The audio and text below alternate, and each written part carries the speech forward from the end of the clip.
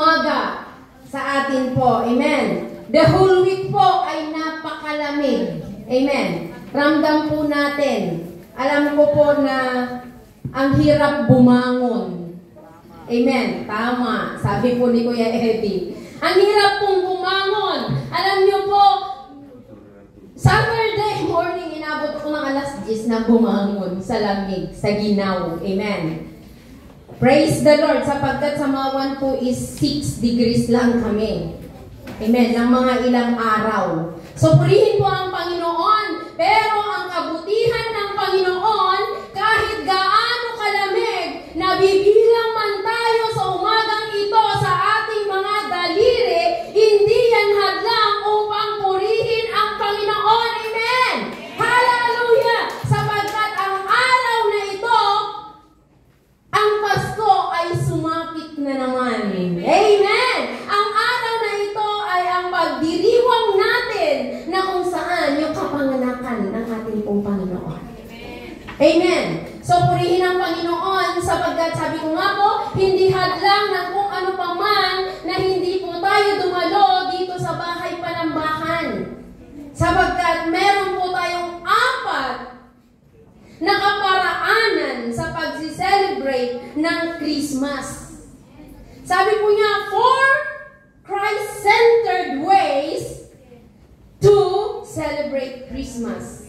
Meron po tayong 4 lang po yun. Napakadali po nito. Amen. Purihin po ang Panginoon. Amen. Praise the Lord. Manalangin po tayo. Hallelujah, Lord Jesus. Yes, Father God in heaven, thank you, Lord, sa iyong presensya, Lord God. Ang iyong pong kabutihan ay patuloy na ipinararamdam mo po sa amin. Pinapadaloy mo po sa aming kalagitnaan. Bagamat, O Diyos, napakalamig sa labas. Lord, ang sarap nakahilata sa aming mga kama, Panginoon. Pero inuna po namin ang iyong gawain, Father God. Because we are so excited, Lord, to celebrate, Lord, ang iyong kapanganakan, Lord Jesus. Thank you, Father God. And Lord, ikaw po, Panginoon, ang magbukas sa aming kaisipan, sa aming pong spiritual ears, sa aming pong mga puso, na kung saan itatanim mo ang iyong salita, na kung saan pag-uusbungin mo po sa aming puso, na kung saan, O Diyos, doon po, Panginoon, makikita sa aming pong mga gawa, ang mga salita na itatanim mo po sa umagang ito, sa kaituran ng aming mga puso. Lord, ilagay mo po ang iyong lingkod sa iyong dapat kalagyan, Father God. Lord, itago mo po ako sa iyong likuran. Wala po akong magagawa kung hindi ka kikilos at gagawa at mag-a-anoint sa aking labi, Lord God. God, dear Heavenly Father, anoint my lips, Lord Jesus. Hayaan mo na ang lahat ng lalabas sa labing ito ay maging bukal ng pagpapala, kaligtasan, Father God, sa lahat ng makakarinig, Father. Thank you, Father God. We give you praise. We give you glory. In Jesus' name we pray. Amen and amen. Praise the Lord. Amen. Samahan po natin si Kuya Willie at saka si Kuya Eddie. Hallelujah. Ibigay po natin yung the best clap offering to the Lord. Hallelujah! Yung kung hindi nilalamig na palakpak sa Lord. Amen! Praise the Lord! Ginaw na ginaw tayo. Amen! Nung po doon po ako sa opisina ni Pastor, sabi ko kay Pastor Akaron, ginaw ako. Sabi niya, pumunta ka sa kusina at mag-ano ka ng hot water sa kamay. Sobrang lamig po ng kamay ko. Ang ginaw. Amen. But purihin ng Panginoon. Nabanggit na po ni Pastor Gerly yung pong ating text. Ang text po natin ay sa Luke chapter 2 verse 8 to 20. Amen. Ang nakakalungkot lang, kahit sabi natin, nakakalungkot, kahit mukhang masaya, dahil yung essence of Christmas o yung kahalagahan ng Kapaskuhan o kapanganakan ng ating Panginoong Hesukristo ay nalulunod na sa dagat ng tradisyon. Naniniwala po ba kayo? Nakakalungkot pero masaya. Pero kung atin pong titignan ngayon sa ating kapanahunan, ang kapanganakan ng ating Panginoong Hesukristo o yung tinatawag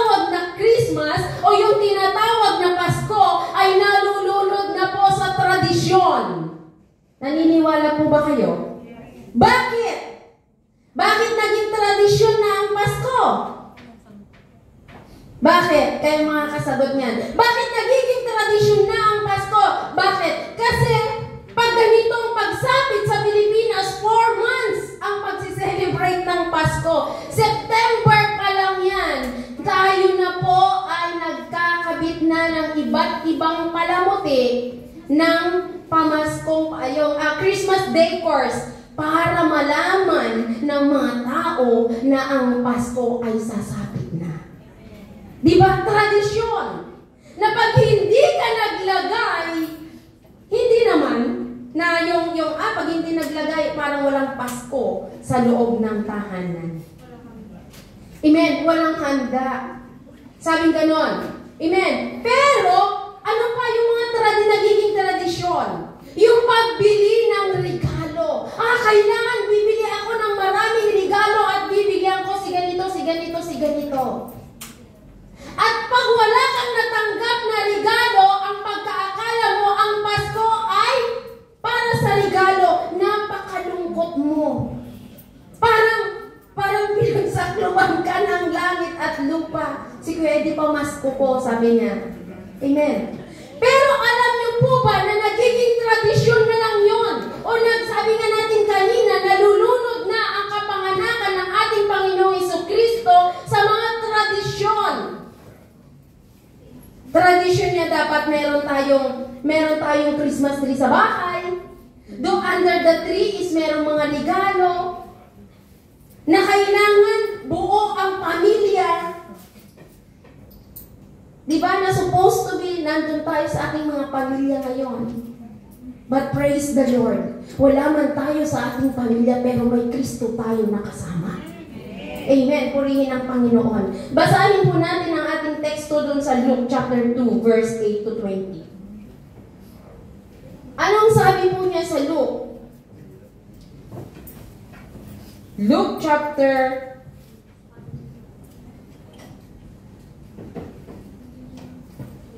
nalipat po yung ano ko. Luke chapter 2. Amen. Ano ang sabi po niya sa Luke chapter 2, verse 8 to 20? Sabi po niya rito, hallelujah. Sabi po niya, doon ay may mga pastol na nasa parang at nagbabantay ng kanilang mga tupa ng gabing iyon. At tumayo sa harapan nila ang isang anghel ng Panginoon at nagliwanag sa kapaligiran nila ang kalwalhatian ng Panginoon. Amen. Ganun na lamang ang kanilang pagkatakot, ngunit sinabi sa kanila ng anghel, huwag kayong matakot. Sinabi ni Pastor Agardi kanina, huwag kayong matakot. Ako ay may dalang magandang balita. Amen. Tingnan po natin yun. Don't be afraid. Huwag kayong matakot sapagkat may dala akong balita. Ano yung magandang balita na yun? Ang sabi niya rito ay magandang balita. Hindi nakaka-stress, hindi nakaka-problema, hindi nakakapagkunot ng noo, at hindi nakakadagdag ng ating mga wrinkles. Amen. Ang magandang balita na yun. Sabi po niya rito, huwag kayong matakot, may dala akong magandang balita para sa inyo na nagdudulot or magdudulot ng malaking kagalakan sa lahat. Amen. Hallelujah. Kagalakan. Take note. Kagalakan sa lahat ng tao. Amen. Verse 11, isinilang sa inyo ngayon sa bayan ni David ang tagapagligtas, ang Kristong Panginoon. Ito ang inyong palatandaan. Matatagpuan ninyo ang isang sanggol na nababalot ng lampin at nakahiga sa isang sabsaban. Verse 13, biglang lumitaw kasama ng anghel ang isang malaking hukbo ng mga anghel sa kalangitan. Sila'y nagpupuri sa Diyos at umawit. Papuri sa Diyos sa kaligtasan at sa lupa ay kapayapaan sa mga taong kinalulugdan niya. Verse 15, nang makaalis na ang mga anghel, pabalik na sa langit ang mga pastol ay nag-usap-usap. Nang umalis na ang mga anghel pabalik sa langit, sabi po niya, ang mga pastol ay nag-usap-usap. Ano yung pinag-usapan? Sabi po nila, eto yung nakakagalak. Sabi niya, tayo na sa Bethlehem. Tingnan natin ang pangyayaring ito na ibaynalita sa atin ng Panginoon. Nagmadali silang pumunta roon, natagpuan nila sina Maria, Jose, at naroon ang sanggol na kahiga sa sabsaban. Verse 17. Nang makita ang mga pastol ang sanggol, isinalaysay nila ang sinabi ng anghel tungkol dito. Namangha ang lahat ng nakarinig sa sinabi ng mga pastol. Tinandaan ni Maria ang mga bagay na ito. Ito'y kanyang pinagbulay-bulayan. Umalis ang mga pastol na nagpupuri sa Diyos, nagpahayag ng kanyang kadakilaan dahil sa lahat ng narinig nila at nakita ayon sa sinabi sa kanila ng anghel. Amen. Ito po yung istorya ng kapanganakan ng ating pong Panginoong Jesucristo. Paano o sa paanong paraan ipagdiriwang ang Pasko ng mga ordinary people? Alam nyo, ang aanuhin po natin dito is yung shepherd. Noon, hindi ka pansin-pansin ang mga shepherd. Ano nga ba ang shepherd?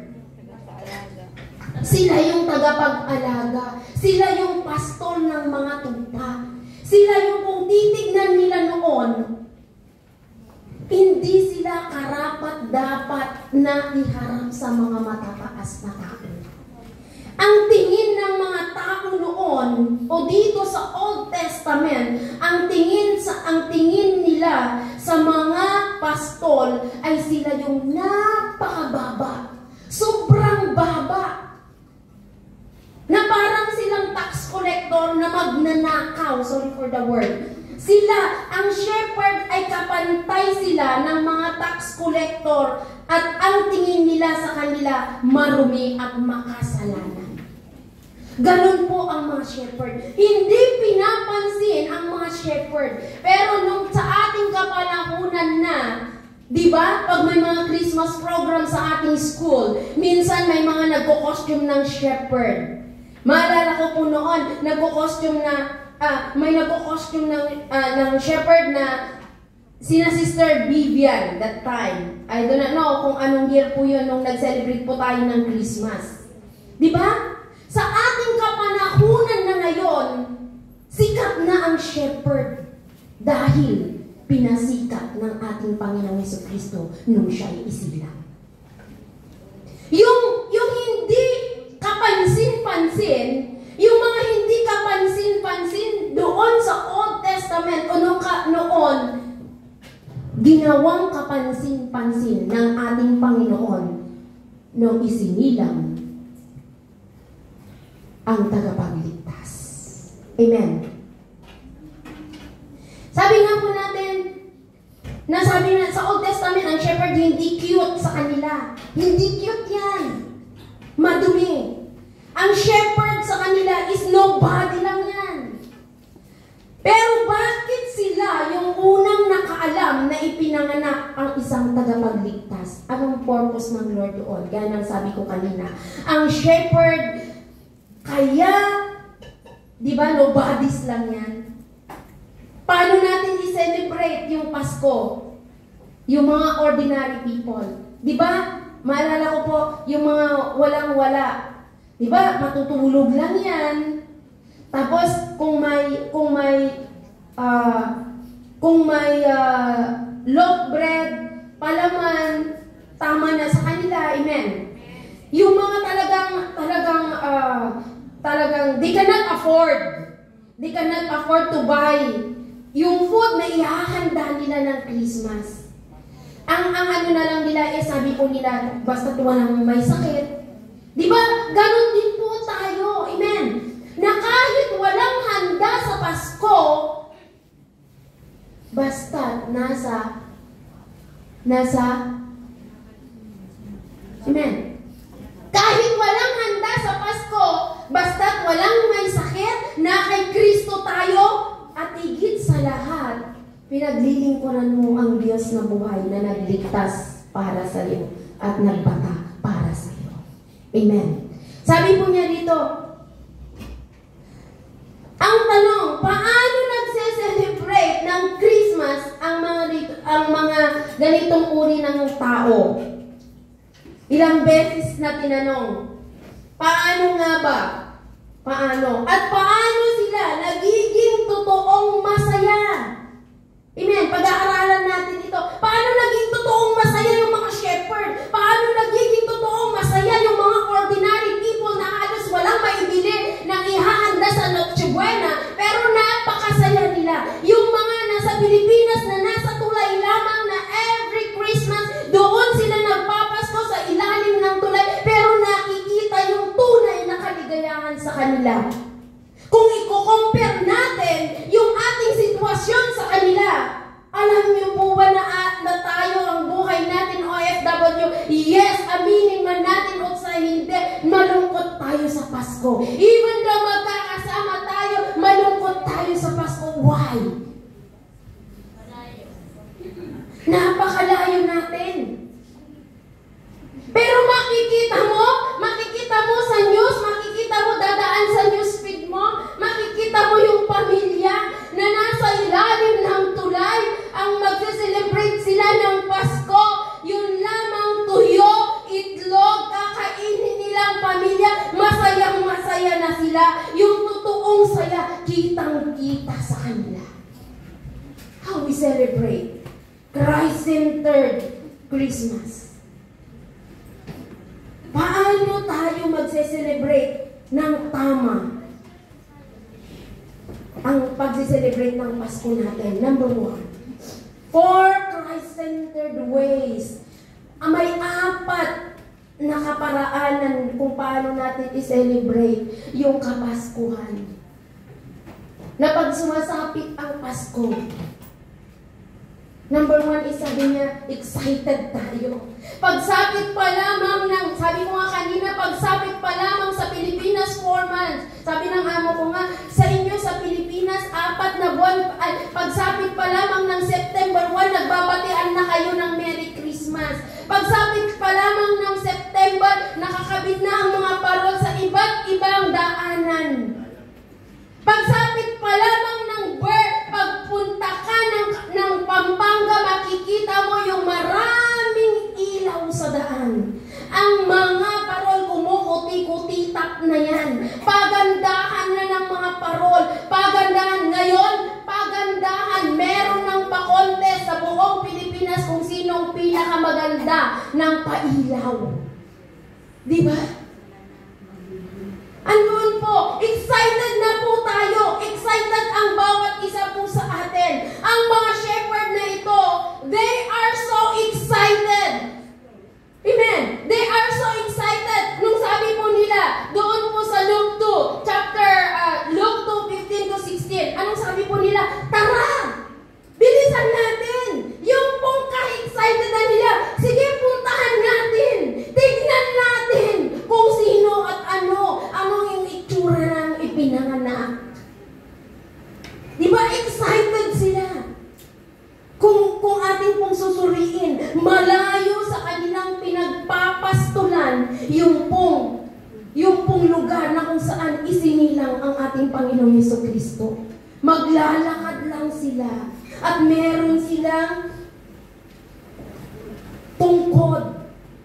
Dahil ang mga pastor nga, may tungkod sila. Tignan po natin yung katagahan ng mga pastor na ito. Tignan po natin, sabi po niya, anong sabi po niya, ng makalis na mga anghel, anong sabi ng mga shepherd, tayo na sa Bethlehem. Diba? Nakita rito yung ka-excitedan, nakita yung excitement, nakita yung tayo na. Kumbaga, kung merong artista o darating si Bongbong Marcos dito sa ating church, nando doon, siguro po madaling araw pa lang, nagising na tayo, isusuot natin yung the best na damit natin, at maaga tayo na pupunta ng church para makita natin ng personal si Bongbong Marcos. Ganon ka-excited ang bawat isa. Bakit? Pangulo ng bansang Pilipinas. Pero dito tignan po natin, yung mga shepherd na minamaliit, na ang tingin sa kanila ay kasalanan, na ang tingin sa kanila ay magnanakaw, they are so excited going to the place of Bethlehem. Natitignan kung sino yung naipanganak. Titignan natin yung sinabi ng mga anghel na naipanganak ang tagapagligtas.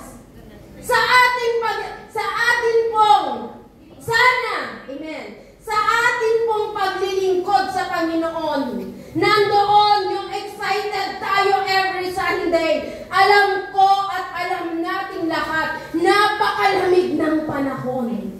Na halos hindi tayo makabangon. Na halos yung tubig pag hinawakan mo, parang galing sa freezer.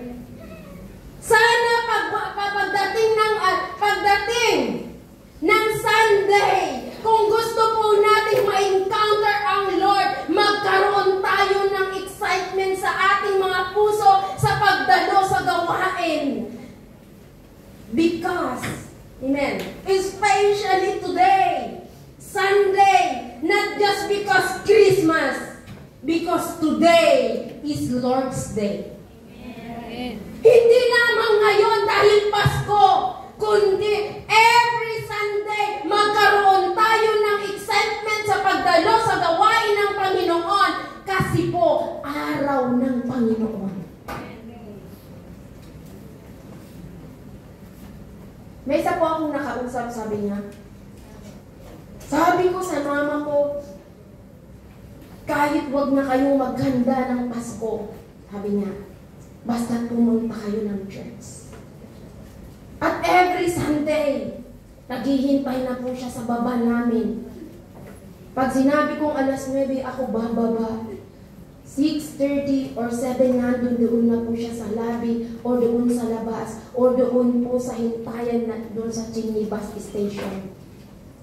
Malamig po yan, pero excited na po siya na pumunta sa loob ng church. Noon, mas gusto niya na doon laging mag-OT. Mas gusto niya na laging nagtatrabaho. Pero magmula noong nakadalo po siya ng gawain, gustong-gusto, excited po siya na sana Sunday na. Gusto niya na every Sunday day off na niya. Tignan natin yung eagerness po niya. Tignan natin yung excitement na nilagay ng Lord sa puso niya. Sa paglilingkod sa Diyos. Napakaraming sagabal. Sa pagharap natin sa Panginoon, napakarami pong hihila patungo pababa po sa atin. Pero to God be the glory. Ang excitement po nagsiserve ng sabi niya, excitement serve as a booster. Sana yung excitement natin, yung excited ka pag ikaw ay nagbabitamins, di ba, lumalakas ka? Amen. Nagkakaroon ka ng panlaban sa sakit, panlaban sa sipon, ganun. Ganun po ang excitement nagsiserve na booster po natin ng mga Kristiyano upang sa ganun, yun po ang nagtutulak po sa atin para lalo po tayo na magkaroon ng ganang pumunta sa church. Magkaroon po tayo ng sasabihin natin, yung sabi natin, let's go, let's see. Di ba? Sige na, tignan natin. Sige na, pumunta tayo sa church.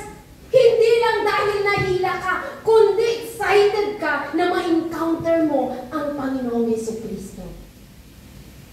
To celebrate Christ-centered Christmas, kailangan excited ka lagi. Kailangan excited ako lagi. Excited ako na makapaglingkod sa Diyos. Excited ako na patuloy na gagamitin ng Panginoon. Excited ako na lagi na patuloy na ang Diyos ang laging kasama natin. Amen. Praise the Lord. Hallelujah. Excited ba tayo? Mamayang gabi po, for those who want to join with us, ng atin pong patalastas, ng atin pong service. Service, sabi Pastor Carol, mamayang gabi, you are free to join us. Amen. Amen. Sabi po ni Kuya Edin, hindi ko maintindihan sinisinyas. Amen. So, mamayang gabi po sa lahat ng pinayagan. Amen. Sa lahat ng pinayagan ng amo na pumunta sa bahay Panambahan, pumunta po kayo dito, mag-i-start po tayo ng 9. Magka-countdown po tayo dito sa pagsapit ng Pasko. Sino pong makakarating? Marami! Alam niyo kung bakit? Marami ng bagdo, no? Dala ang kumot. Dala ang napakakapal na jacket. Amen. So, pumunta po tayo rito para tayo ay sama-samang ipagdiwang ang Kapaskuhan. Amen. Praise the Lord. You are all invited, mga kapatid. Amen. Praise the Lord. Sige po. Punta na po tayo. So, sabi po natin kanina, excitement. Excited po tayo. Mahirap mag-celebrate ng Pasko if we are not excited about Christ. Amen. Nainitan tuloy ako. Mahirap mag-celebrate ng Pasko. Kanina ginaw ako. Ngayon naman ako'y init na. Amen. Excuse me po. Sabi po natin, mahirap mag-celebrate ng Pasko kung, amen, mahirap mag-celebrate ng Pasko kung wala si Kristo. Amen. Wala si Kristo. Mahirap mag-celebrate ng Pasko kung wala ang celebrator. Kung wala yung bida ng Pasko. Amen. Kung sino yung may birthday. Amen. Sabi po niya, di ba sabi natin kanina, ang excitement yun yung nagpupush po sa atin, yun po yung nagtutulak sa atin, yun yung nagpapalakas po sa atin para tayo po ay patuloy at patuloy na magkaroon ng excitement sa paglilingkod, sa pagpunta sa church, sa pag-celebrate ng Christmas. Ang excitement din po ay naglilid sa pagpapala po sa atin. Amen. Bakit naglilid sa pagpapala po sa atin? Bakit nasabi natin, ano po yung sabi po niya sa verse 16? Verse 16 to 17. Amen. Ano po yung sabi po niya? Amen. Ang sabi po niya rito sa 16 at 17, nagmadali silang pumunta roon at tatagpuan nila sina Maria, Jose at naroon ang sanggol na nakahiga sa sabsaban. Nang makita ng mga pastor ang sanggol, isinalaysay nila ang sinabi ng anghel dito. Tignan po natin. Hallelujah. Amen. Praise the Lord. Amen. Talagang naiindihan na po ako. Praise the Lord. Hallelujah. Sabi po natin dito, yung may blessing. Ano yung pagpapala dito? Una, nagbibigay sa atin ng gana. Yung excitement natin nagbibigay sa atin ng gana upang pumarito dito po sa church. Ngayon naman po, sabi po natin, itong excitement na ito, ito po yung daan ng pagpapala. Ang mga maagang pumupunta sa church. Amen. Sabi po ni Pastor Agar kanina, narinig ko po, sila yung unang tumatanggap ng pagpapala. Dito po, sabi po natin, excitement lead to blessings. Sabi po, bakit sinabing nag-lead sa atin? Sa pagpapala.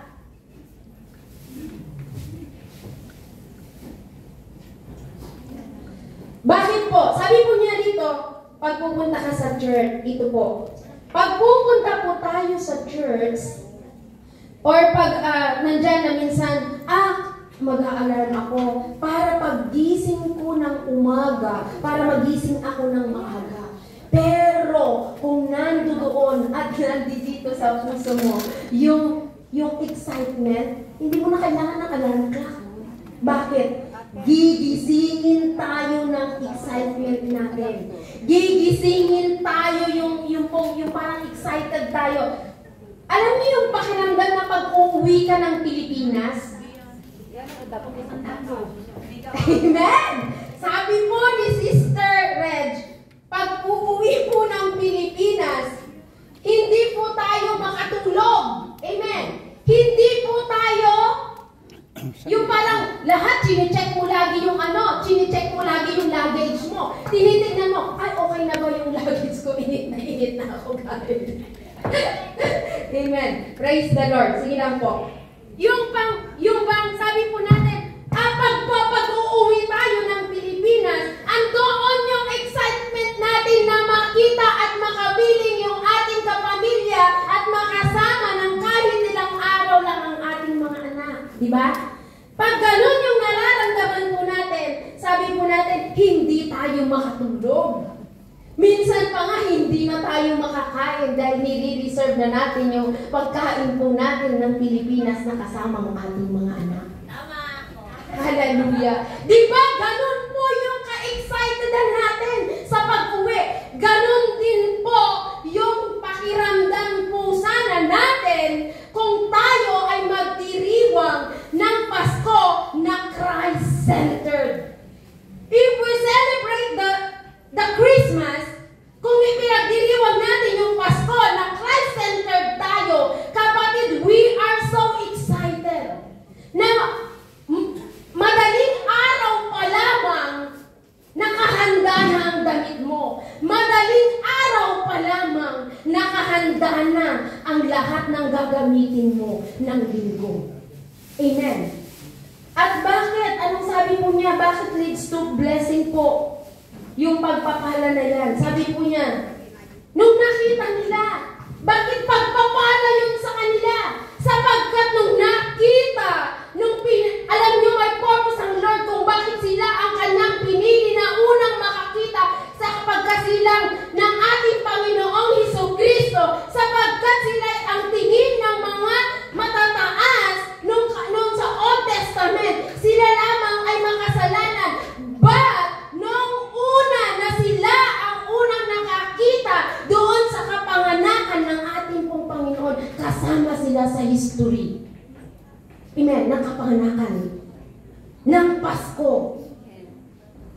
Amen. Kasama sila. Hindi kasama yung mga king. Hindi kasama si Queen. Bagos ang kasama sa history, mga kapatid. Ang kasama, mga kapatid, ay yung mga minamaliit. Ayun ang pagpapala. Yung ka-excitedan nila, yun yung pagpapala doon po sa mga shepherd.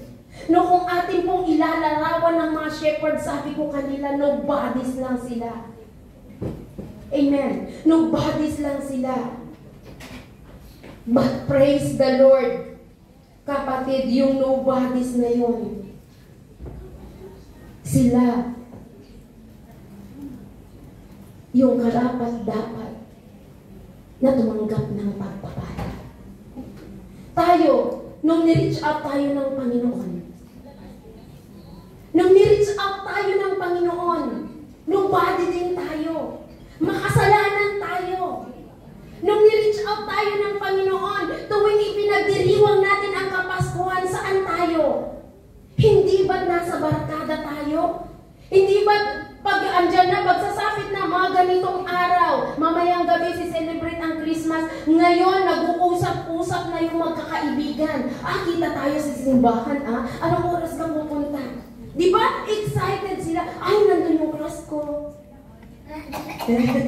Di ba? Pag nag-uusap-usap, nung hindi pa tayo Kristiyano, pag nag-uusap-usap tayo, okay, magsisimbang gabi tayo. 8 or 7:30, dapat magkita na tayo sa Imelda Garden. Sa amin kasi sa La Union, may Imelda Garden. Ay, magkikita tayo doon. O paglabas natin ng simbahan, saan tayo unang pupunta? O di ba? Yun yung mga kaisipan natin.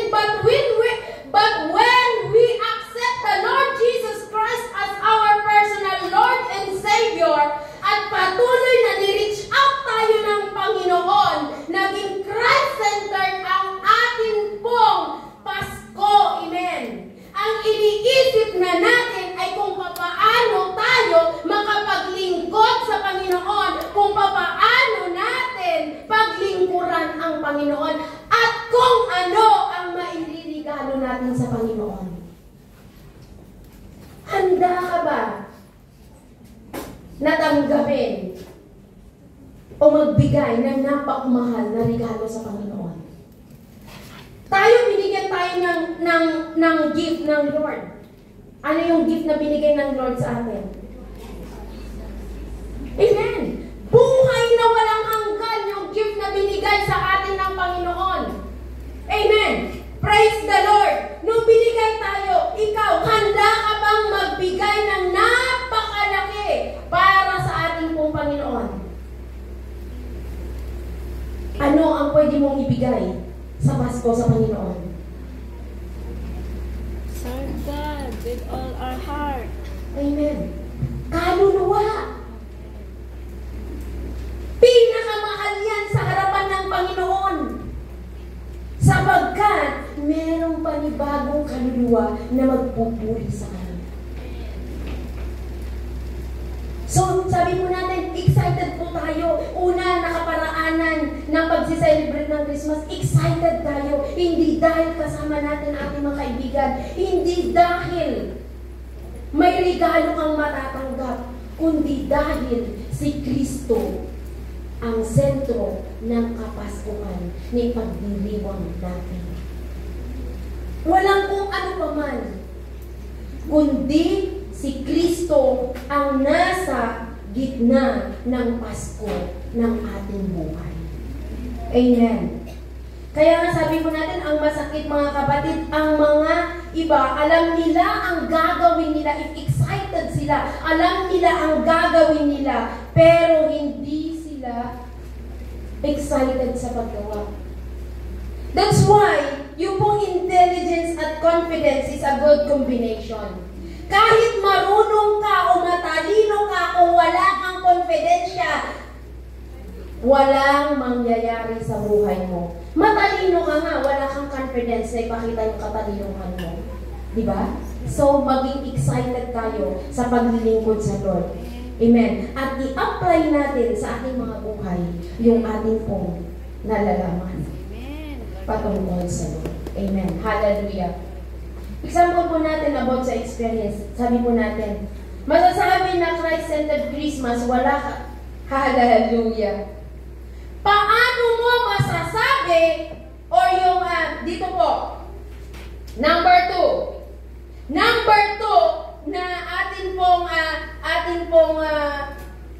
yung pong Christ-centered, kaparaanan, na ways to celebrate Christmas, dapat may experience natin. Ano yung may experience natin? May experience natin yung presensya ng celebrator. Yung celebrator, sino yung celebrator? Sino yung magpo-birthday? Jesus, dapat may experience natin ang presensya ng ating pong Panginoong Jesucristo. Sa papaanong paraan na may experience natin yung pong presensya ng ating Panginoong Jesucristo sa araw ng Pasko, at masasabi natin Christ-centered Christmas kung sa linggo wala ka na nagpupuri sa ating Panginoon. Paano mo masasabi? Amen. Hindi lang basta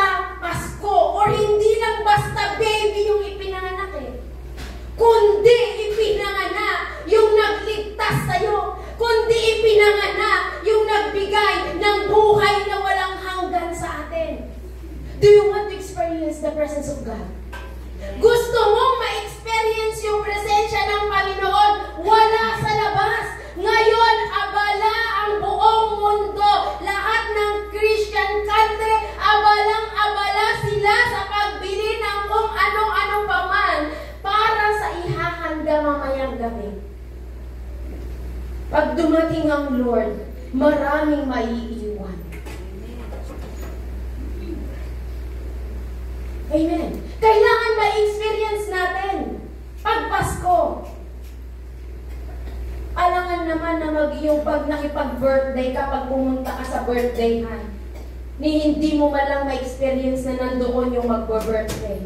Anong pakiramdam mo? Diba? Na pumunta ka lang doon para kakain?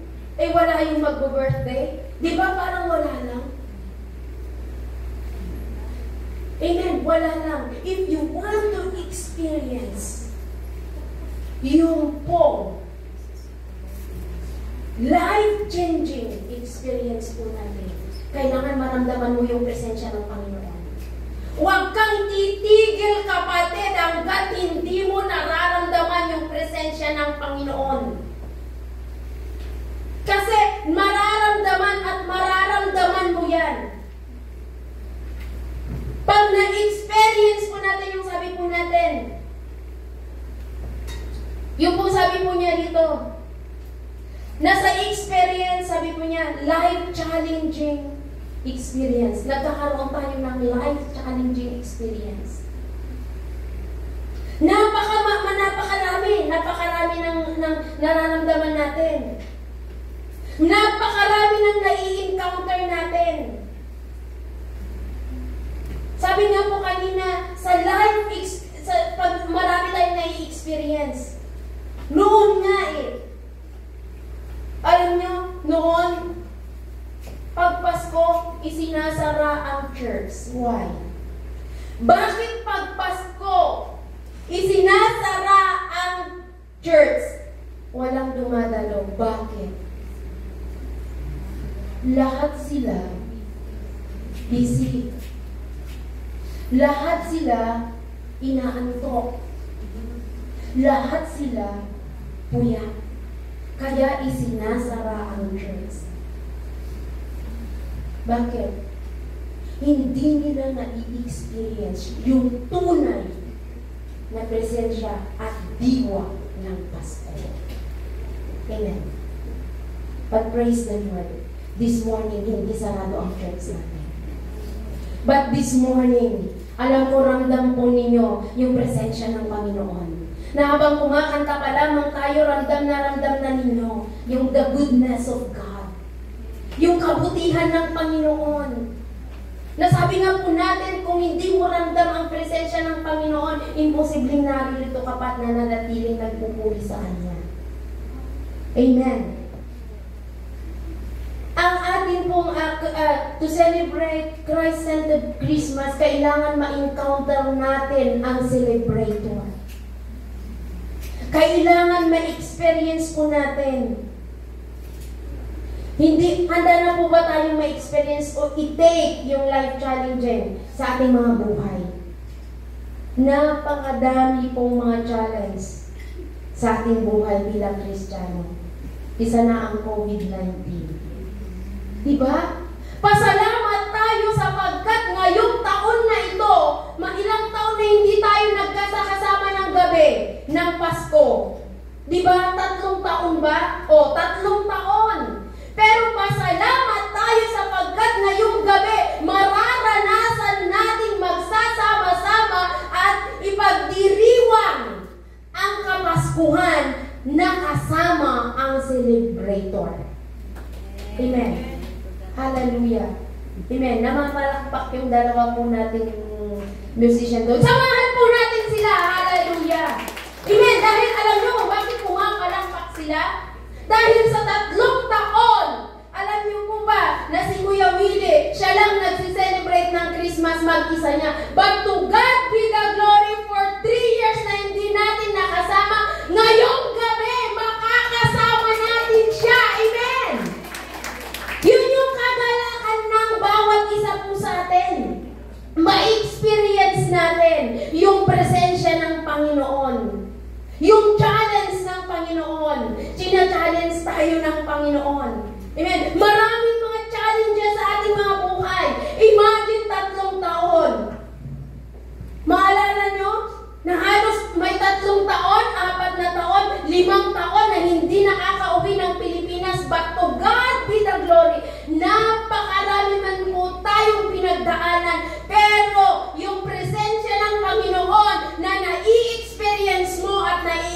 experience ko nananatili sa buhay mo. Bakit? Nananatili ka sa gawain ng Panginoon. Amen. We cannot celebrate Christmas without Jesus. Useless ang Pasko walang kay Jesucristo. Kahit nasa iyo na ang lahat, kahit napakadaming pagkain na masasarap dyan, kung wala si Kristo na siyang sentro ng Pasko, yan ay walang kahulugan. Amen. Hallelujah. So we need to experience. Paano mo, sabi ko kanina, paano mo mararamdaman o mai-encounter o mai-experience yung Christ-centered Christmas kung sa linggo na ganitong ordinary wala ka? Sapagkat Christmas is not only December. We do not know what is the exactly day. Hindi natin alam yung exactly day ng kapanganakan ng Panginoon. Pero ang sabi sa Biblia, malamig na panahon. Ang malamig na panahon, lagi na sisimula sa September hanggang December. Yung pinakamalamig December. Paano natin mai-experience yung presensya ng Panginoon kung nasa labas tayo? Paano natin mai-experience at may pagdiriwang yung Kapaskuhan kung wala tayo sa loob ng church? Huwag natin sayangin yung pagkakataon. Huwag natin sayangin yung pagkakataon na binigay ng Lord. Wow! Grabe! Bakit? 3 taon eh, hindi tayo makakapag-Christmas. Ito na lamang yung panahon na makakapagsama-sama tayo. Sasayangin pa ba natin? Dapat magdiwang tayo na kasama ang bawat isa at higit sa lahat kasama si Kristo. Amen. Yun po. Kailangan natin ma-experience ang Panginoon. At doon po, habang ini-experience natin ang presensya ng Panginoon, sabi nga natin kanina sa verse 16, umiikot lamang po tayo sa 12 to Luke 2 hanggang 20. Sabi po niya rito, sabi pa po niya, yung pong kung doon po sa kung ating pong nararamdaman ang presensya ng Panginoon, nandoon po yung challenging experience po natin sa buhay, at nandoon po rin po yung pong life-changing experience. Na habang nai-experience natin ang presensya ng Panginoon, nababago po tayo. Tama mali. Nababago tayo, na kahit na matagal na tayo Kristiyano, nababago pa rin tayo at patuloy na binabago ng Panginoon. Naalala ko na every Christmas, sometimes every Christmas, kapag Pasko, minsan ang akala natin, bagong damit, bagong sapatos, o nagiging excuse na lang natin yung, Nay, tay, bilhin nyo naman ako ng damit. Pasko naman, o sige na nga, Pasko naman. Diba? Nagiging excuse na lang natin yung Kapaskuhan. Dahil ang akala natin ang Pasko ay bagong damit. Para lang may pagbabago. Diba? Bagong damit, bagong sapatos, bago lahat. Sabi po ni sis, bagong ribbon. Amen. Amen. Pero dito ang nais ng Panginoon na ma-experience natin ay yung life-changing. Yung mabago yung buhay. Hindi may bagong damit, bagong sapatos, bagong ribbon, o whatsoever. Ang nais ng Panginoon ay ma-experience po natin yung tunay na pagbabago sa kapanganakan ng ating Panginoong Jesucristo. Hindi lamang ngayon dahil Pasko, ang ibig sabihin po nito ay magmula nang ipinanganak si Kristo, magmula nang tanggapin mo bilang Diyos at tagapagligtas mo si Jesucristo, at magmula nang ni-reach out ka ng Panginoon, kapatid, doon na nag-start yung pagbabago. It depends upon you if you want change in your life. Nasa sa'yo yan. Nasa iyo pa rin ang desisyon. Nais ng Diyos na mabago yung buhay mo natin. Hindi mahalaga kung kailan yung pagsiselebrate natin ng Pasko. Ang mahalaga, sino ang ipagdidiwang mo sa Pasko? Who? Sino nga ba? Magdidiwang kami ng Pasko kasi kompleto kami. Wala na si Kristo. Na-Xmas na si Kristo. Diba? Kasi madalasan ginagamit natin X. Do you know na hindi maganda yung ex-mas? Dapat ibong mo, nawawala na si Christ. Kasi ang ibig sabihin ng ex na yon, ex-girlfriend, ex-boyfriend, ex-husband. Diba? Ex na, hindi na. Parang ex-Christ na siya. Diba?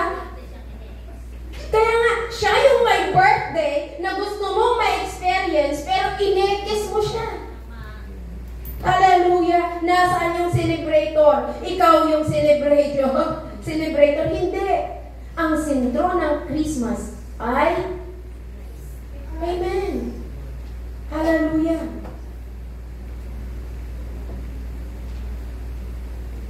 Hallelujah. Praise the Lord. Hindi lang kapanganakan, sabi ko kanina, ng baby ang tingnan natin dito, kundi kung paano tayo inabot ni Kristo. Nakakalungkot, tumingin ka sa labas ngayon. Sabi ko nga kanina, kung second coming ngayon, are you ready to praise the Lord? Kung second coming ngayon, malamang maraming maiiwan sa atin. Na kahit nasa loob ng church, iba yung iniisip. Mamaya pupunta ako doon sa kaibigan ko. Nakatingin kayo sa akin pero yung pag-iisip niyo, sorry po nakatingin kayo sa akin pero yung pag-iisip ninyo, mamaya imimit ko si ganito. After mag-pray si pastor, kakain ako konti, imimit ko siya. Tama ba? Diba? Amen. If you want change, if you want to experience, if you want to celebrate Christmas, that Jesus is the center, kapatid, kailangan ma-experience mo yung pagbabago sa buhay mo. Marami na, sabi ko nga, ang hirap namang, ang iba, mahirap mag-celebrate ng Pasko. Why? Sa nakaraang COVID-19, nawala ng mga mag-anak, maraming nabago. Ba't hindi yun ang tignan po natin? Ang tignan po natin at titigan po natin ay ang Panginoon na nagbigay ng buhay na walang hanggan sa atin at higit sa lahat, at higit sa lahat, yung Kristo na ipinanganak at nagbigay ng... Bakit ipinanganak siya? Ang purpose, mamamatay din. Kasi siya yung magbabatas ng kasalanan. Kasi ang tingin sa atin like a shepherd, makasalanan, marumi, magnanakaw. Yun ang tingin sa atin. Kaya may ipinanganak na baby Jesus. Kasi yung baby Jesus na yun, lalaki at mamamatay at ipinako. At nung ipinako, nahugasan lahat ng kasalanan natin. Maraming nagsasayang sa ginawa ng ating pong Panginoon. Maraming nag-aksaya doon po sa ginawa ng ating pong Panginoon. Pag mahal na araw lang, okay lang. Maaalala. Pero pagkatapos ng mahal na araw, go again kung ano ang nakasanayan nila. But praise the Lord. Sabi ko nga, iilan, mabibilang lang tayo. Marami pa kayo sa 10 daliri ko sa paa at sa kamay. Pero, alam ko na sa umaga ito, ramdam ninyo ang presensya niyo. Amen. Number 3, second to the last. Extend po natin para maramdaman po ng iba yung Pasko na pinagdiriwang mo na maging sentro si Kristo sa buhay din nila. I-extend mo yung narinig mo, nabasa mo, napag-aralan mo, natutuhan mo. Kagaya ng shepherd dito, ano pong ginawa nila? Sa 17 at 18, basahin po natin. In-extend po nila. Umuwi po sila. Umalis po sila. Anong ginawa nila? Ipinamalitan nila. Hindi nila sinolo yung pagpapala na nalaman nila. Extend the good news. Amen. Nang lubusan. Hinawaan nila yung mga tao na makakasalamuhan nila. Ininfluensyahan nila yung mga tao na nakasalamuhan nila. Hindi nila sinarili. Kung sana makasarili sila, ako na lang ang nakakita. Ay, kami ang nakakita eh. Kumbaga kung may napulot ka, ako ang nakapulot nito ako lang. Diba? Ganun sana ang masasabihin nila, pero hindi. Ang ginawa nila, in-extend nila kung ano yung nakita at sinabi ng anghel sa kanila. Pumunta sila, ipinanganak ang tagapagligtas, ipinanganak ang tagapagligtas. Amen. Hinawaan nila lahat ng kanilang nakita. Hindi sila natinag sa tingin ng mga tao sa kanila. Tayo, minsan sinasabihan tayong killjoy. Pag hindi tayo sumama, pag nagsabi tayo na, o kaya nag-share tayo, alam mo sis, ganito, pag pumunta ka sa church, di ba ganito? Ang KG mo, hindi bali ng KG. Kung sabi nga po natin, KG, basta't kay Jesus ka. Pag sinabihan ka ng KG, basta't kay Jesus, okay. Diba? Killjoy. Amen. Pero yung pagka-killjoy na yun, real joy naman ang nararamdaman ko. Amen. Pag sinabihan kanila ng killjoy ka, real joy yung nararamdaman ko. I just want only to extend yung experience na binigay ng Panginoon sa akin. Amen. Extend natin yung Pasko na nararamdaman natin. Ano yung Pasko na nararamdaman natin? Masaya, may kapayapaan. Amen. Yung Pasko na yon. Extend the good news. At extend yung totoo. Pag nag-extend ka, yung totoo na kwento na about kay Kristo. Alam mo sis, alam mo kapatid, si Kristo ay ibinigay, ipinanganak para mamatay sa krus ng Kalbaryo upang tapusin tayo sa ating mga kasalanan. Ganon ang ikwento natin. Hindi yung sabi ni Sister, hindi yung pagmamarites. Extend natin yung good news na totoo. Hindi tayo mag-i-extend ng Amen. Yung pong walang katotohanan. If you want to experience Christmas that Christ-centered, ipangaral natin yung salita ng Diyos at sabihin natin yung katotohanan. Ang last po natin. Hallelujah. Ang last po natin, sabi po natin kanina, if you want to experience yung Christ-centered Christmas, number 1, magkaroon tayo ng excitement. Number 2, magkaroon tayo ng experience. Number 3, amen. Kumakain siya. Extend natin. Number 4, last but not the least, joy. Magkaroon tayo ng mag-enjoy tayo. Mag-enjoy tayo. Luke chapter 20, chapter 2, verse 20, I should say. Chapter 2, verse 20. Sabi po niya, anong ginawa po nila? Anong ginawa po nila? Anong ginawa po? Umalis ang mga pastol na nagpuri sa Diyos at nagpahayag ng kanilang kadakilaan dahil sa narinig nila. Nakita ayon sa sinabi sa kanila ng anghel.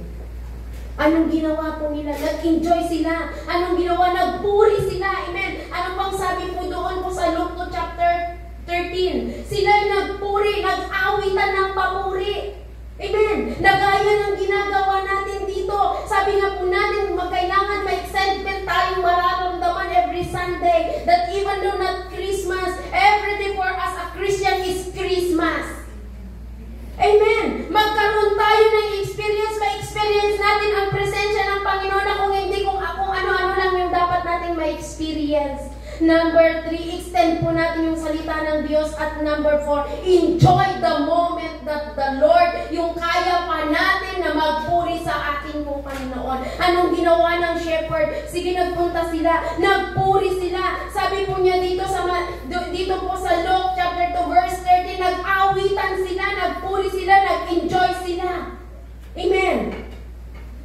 Ganun din po tayo.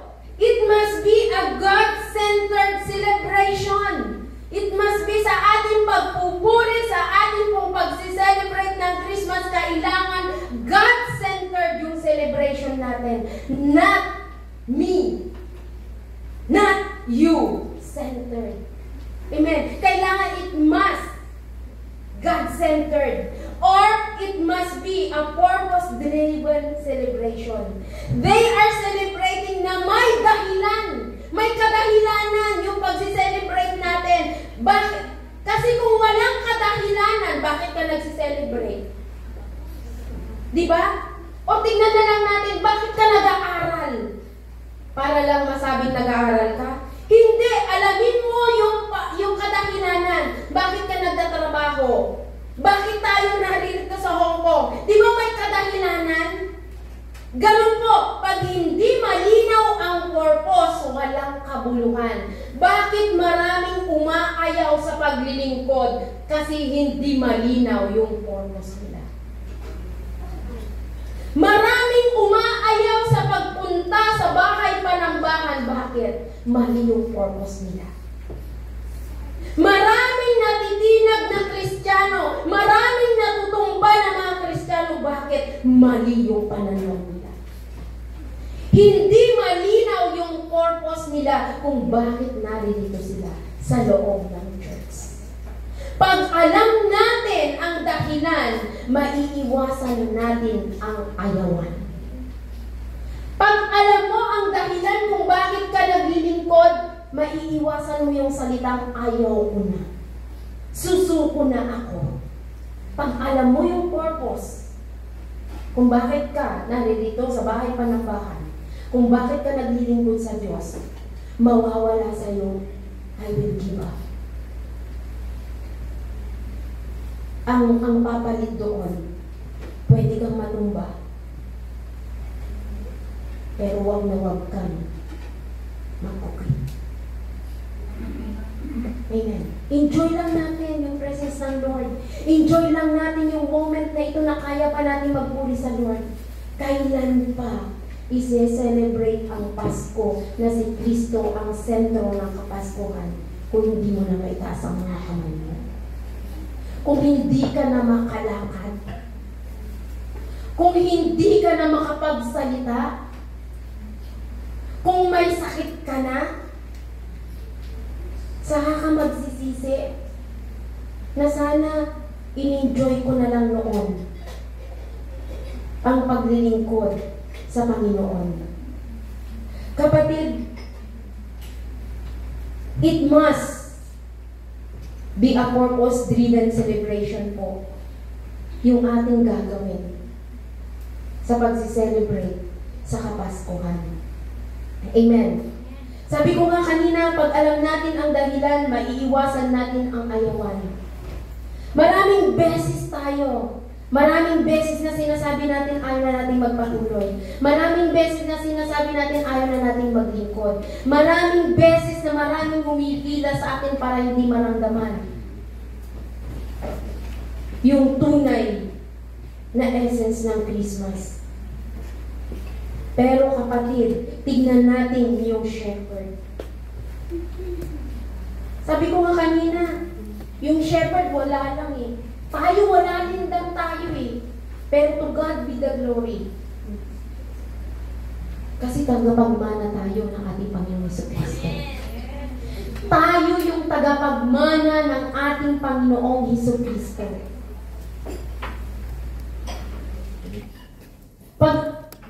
Pag hindi yung purpose natin kung bakit nasa loob tayo ng bahay panambahan para purihin siya. Ganun ang ginawa ng shepherd. Doon sa ika-4 na Christ-centered ways to celebrate Christmas, yung in-enjoy nila. Alam nila yung purpose. Alam nila yung purpose nila kung bakit nila pinupuri ang Panginoon. Kasi isinilang sa isang sabsaban ang tagapagligtas. Kaya nagpuri sila. You're so blessed and I'm so blessed. Isinilang ang iba sa atin sa tahanan natin. Isinilang ang iba sa atin sa napakagarang hospital. Ang iba siguro sa atin naka-diaper na noon. You're so blessed kasi pero ang iba Lampin lang. Nakawawa si nanay na maglalaba pag naihian mo yan. Amen. Ganun kahirap. But praise the Lord. Amen. Merong Jesucristo na isinilang sa saksaban para ikaw at ako ay maipagdiwang ang Kapaskuhan. Amen. Hallelujah, Lord Jesus.